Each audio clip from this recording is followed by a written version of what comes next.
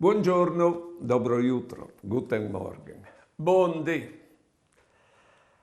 Allora, chi ha letto che la malattia dal secolo è la dipendenza.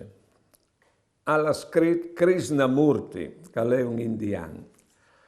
Ogni guru sta attento, ti chiappet al tramai.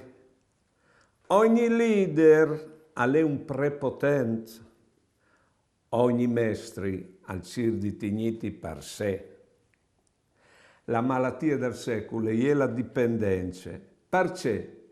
Perché che si ha poco rapporto con la nostra anima. Se non fossimo a contatto con la parte profonda del nostro cuore, là che sta il spirito, non accetteresti nessun leader, nessun maestro, o saresti indipendenti, o saresti svearins, in guaite, autonomos, no batocchios. Os faveli sempre che ovinga il Spirito Santo dentro di noi sta, e alle di là conseassi di Lui e ti appa la forza di Lui, che allora sin indipendenza di tutti gli altri.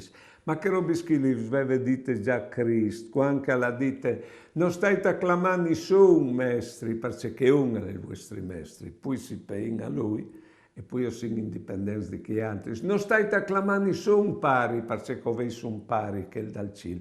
E voi altri so seis due fradis, che vuol dire che parsore di no non l'è nessun, dome lui, dome Dio. Buone giornate e buone vite.